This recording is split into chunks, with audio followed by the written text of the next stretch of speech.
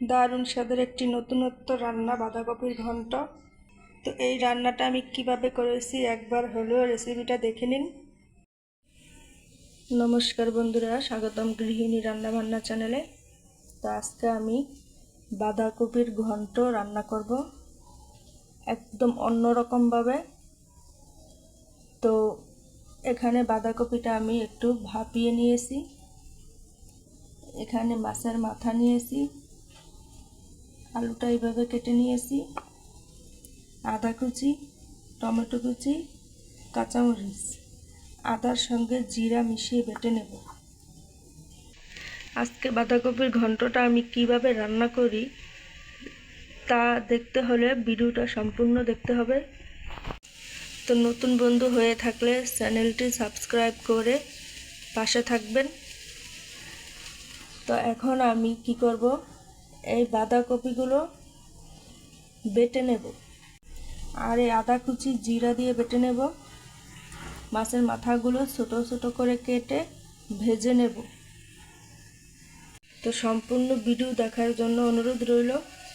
এই যে দেখুন বন্ধুরা, আমি বেটে নিয়েছি। তো আমি এটা পাটায় বেটে নিয়েছি, আপনারা চাইলে মিক্সারও বেটে নিতে পারেন। তো এখন মূল রান্নায় চলে যাব। এখন মাছের মাথা ভেজে নেব, দিয়ে দেব সর্ষের তেল,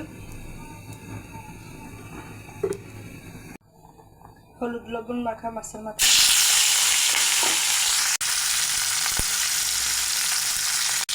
এই যে দেখুন মাছের মাথাগুলো ভাজা হয়ে গেছে। এখন উঠিয়ে নেব, কেটে রাখা আলুগুলো ভেজে নেব।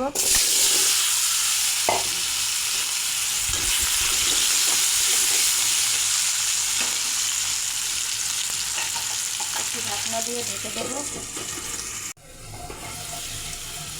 এই যে দেখুন বন্ধুরা, আলুগুলো লাল লাল করে ভেজে নিয়েছি, এগুলিও উঠিয়ে নেব।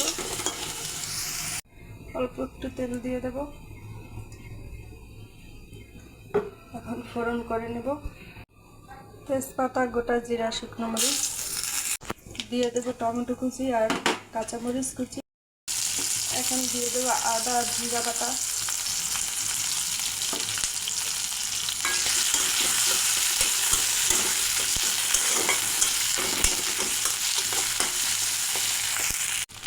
দিয়ে দেব হলুদ গুঁড়ো,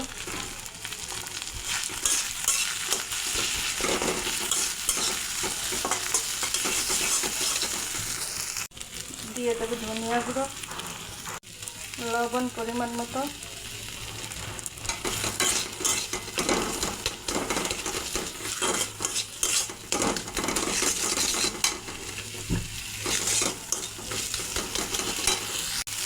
অল্প একটু জল দিয়ে দেবো।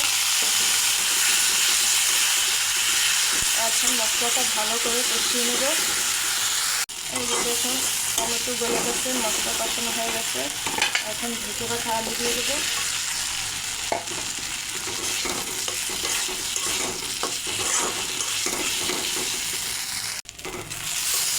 আলু মশলা সম্পূর্ণ মিশে গেছে। এখন ভেজে রাখা বাঁধাকপিটা দিয়ে দেবো।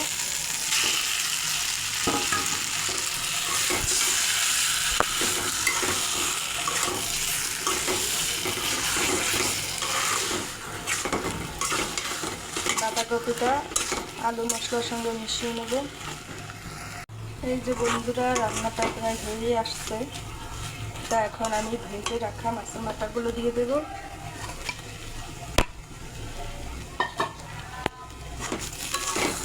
মিশিয়ে নেব। এখন দিয়ে দেব গরম মশলা গুঁড়ো,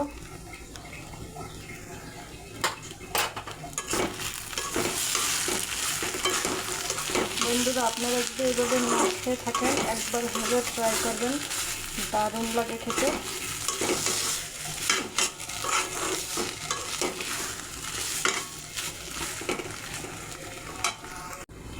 সর্বশেষ দেব ঘি, মিশিয়ে নেব। রান্নাটি যদি ভালো লাগে কমেন্ট করে জানাবেন। এই যে দেখুন কড়ার গায়ে আর লেগে নেই। তো রান্নাটা হয়ে গেছে, এখন আমি নামিয়ে নেব। এই যে বন্ধুরা, হয়ে গেল সম্পূর্ণ ভিন্ন রূপের নতুন স্বাদের বাঁধাকপি ঘন্ট। তো ভিডিওটি ভালো লাগলে অবশ্যই সাবস্ক্রাইব করে পাশে থাকবেন, লাইক শেয়ার করে দিবেন। আর এতক্ষণ ধৈর্য ধরে ভিডিওটি দেখার জন্য সবাইকে অসংখ্য ধন্যবাদ। সবাই ভালো থাকুন, সুস্থ থাকুন, নমস্কার।